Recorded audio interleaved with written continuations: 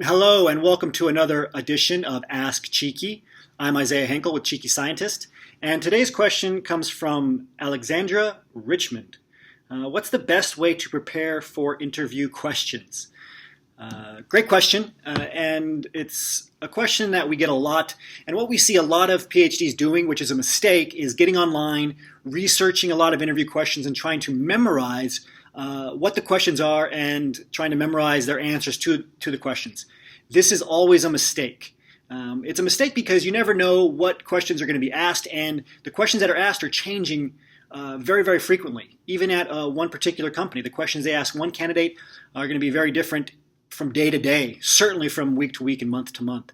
And you never know who you're going to be interviewing with. On a site visit, you could interview with 6, 7, 8 different people, and many of them aren't going to be hiring managers or recruiters or people who are experienced interviewers. They're just going to be people who have the same job title as the one you're applying to, people you're going to be working with on your team, people in lateral positions who might have been asked that morning, can you talk to this job candidate, ask them some questions, and they'll look at your resume and ask you some questions based on your resume, and the conversation will just kind of go from there.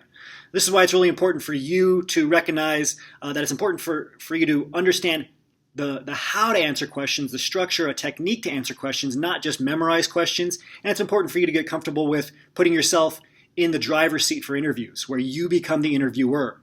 And a good strategy for this is to follow what is called the STAR technique. Some people call it the CAR technique.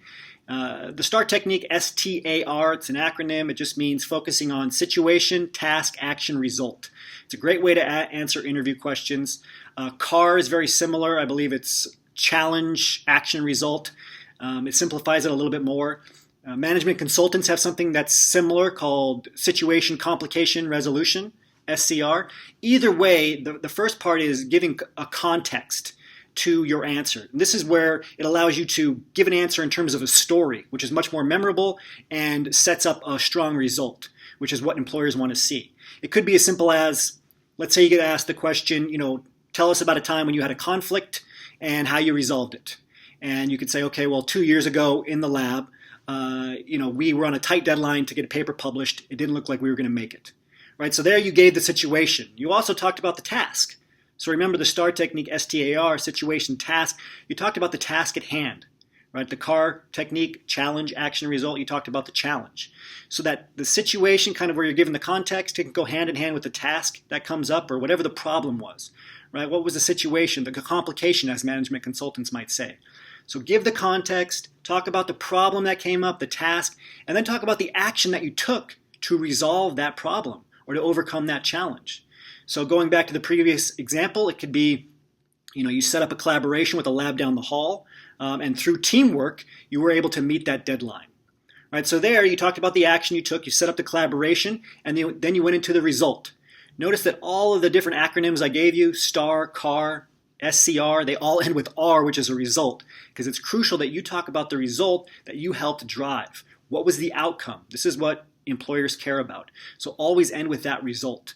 And no matter what question you're asked, you can reply using a structure from one of these acronyms, right? So you can talk about anything from, even if they say, what is your biggest weakness? You can say, well, a few years ago when I was in the middle of my PhD, there was a certain type of methodology or a certain type of, part of your knowledge base that you didn't know or that you weren't very adept in. Maybe it was a type of experiment you didn't know how to do. But you realized that and you asked for help from somebody else in the lab, maybe a postdoc or a mentor, and they trained you, and now it's one of the things that you're the best at, right? Or you were able to integrate that information and move forward. So you turned it into a story, right? Even though it was a question you might not think that could be answered with the STAR technique, it was. You talked about the situation or the context, you talked about the task or the challenge, the action you took, and the result. Which is that you were able to overcome it by being able to ask for help. So hopefully this helps you prepare for your interviews a bit better. Remember, don't memorize answers. Instead, use the STAR technique or the CAR technique or the SCR technique. So until next time, remember your value as a PhD and start thinking and acting like a successful industry professional.